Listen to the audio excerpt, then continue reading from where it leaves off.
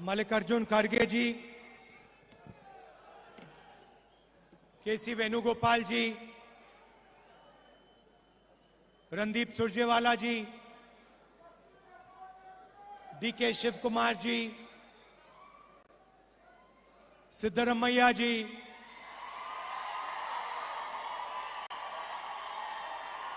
Stage पे Congress party के वरिष्ठ नेता, कर्नाटका के युवा भाइयों और बहनों, प्रेस के हमारे मित्रों, आप सबका यहां बहुत बहुत स्वागत, नमस्कार।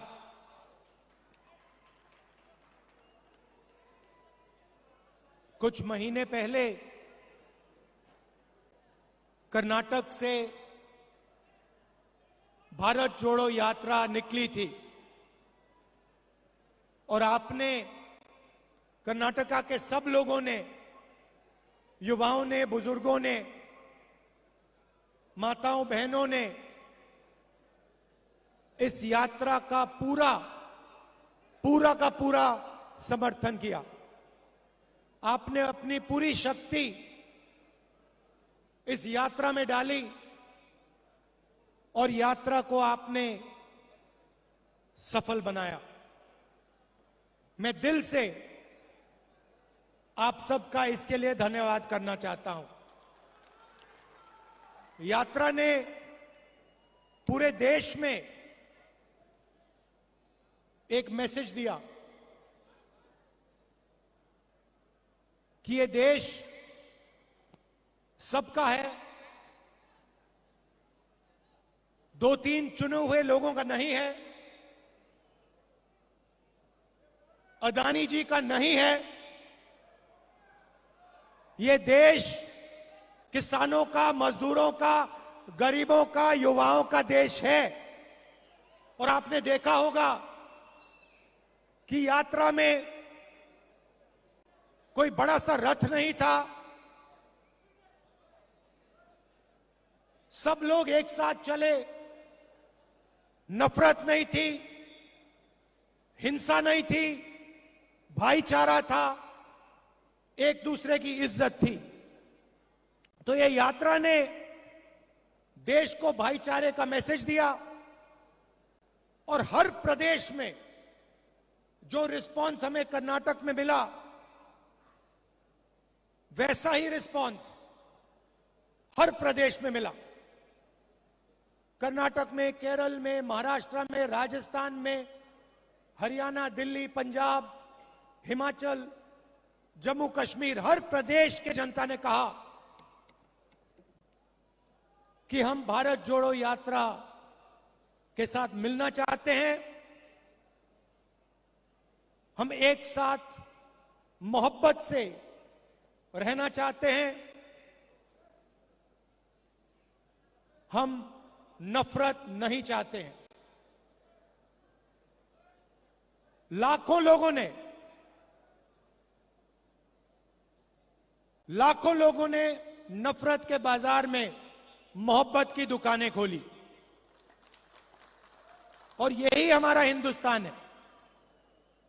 यात्रा में बहुत लोगों से बात हुई।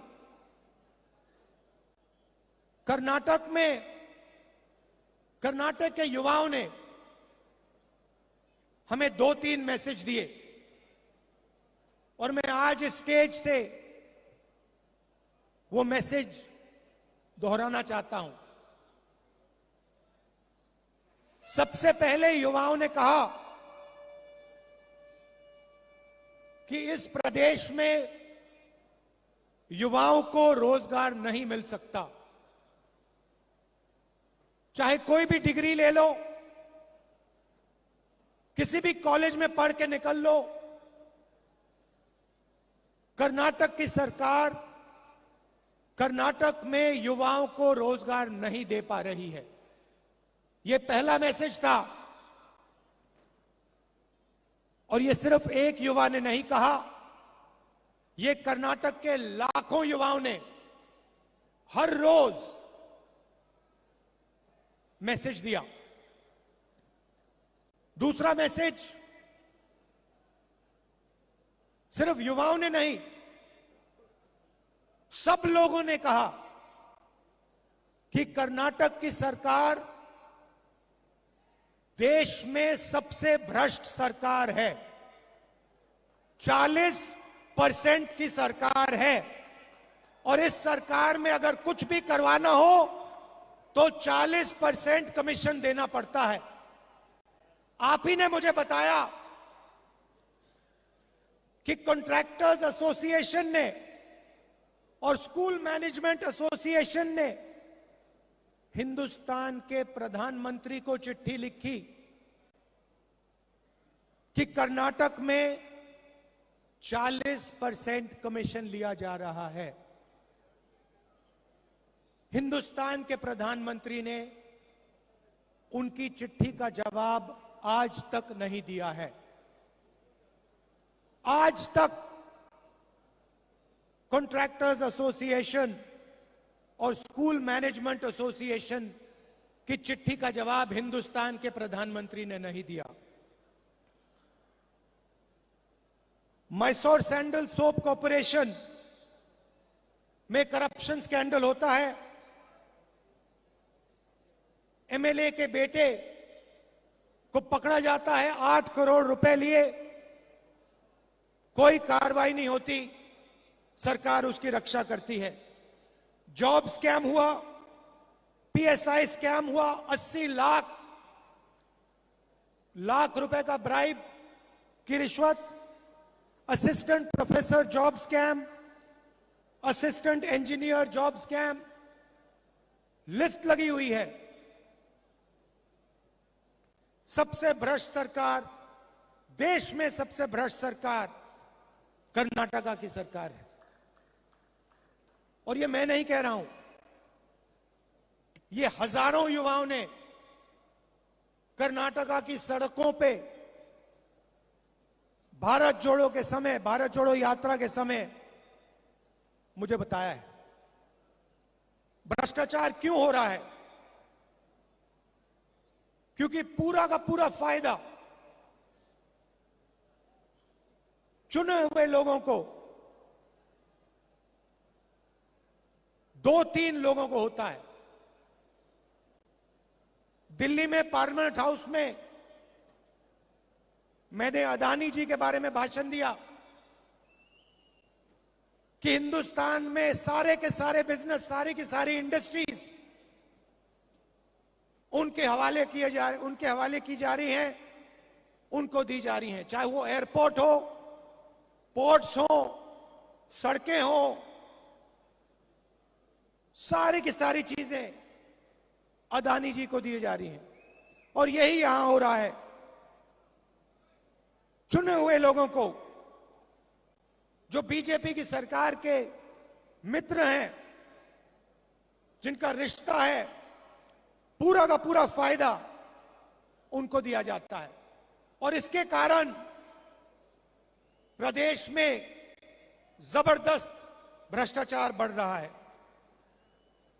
मैंने कहा कि युवाओं ने मैसेज दिया था कि उनको रोजगार नहीं मिलता, तो आज कांग्रेस पार्टी ने उन सब युवाओं को जवाब दिया है।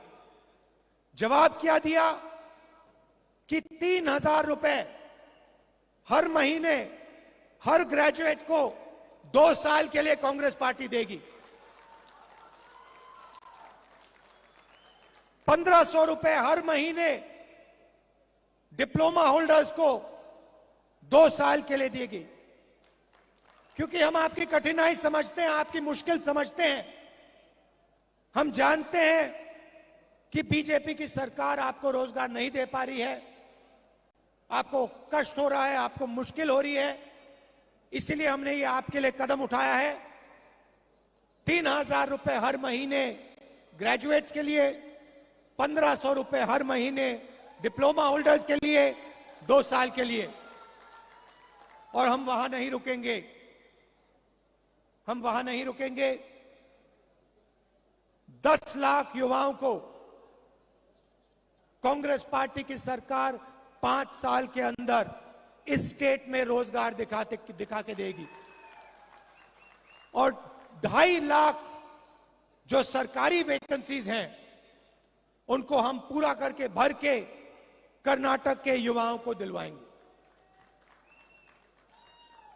यात्रा में महिलाओं ने अपनी कठिनाइयों के बारे में बोला।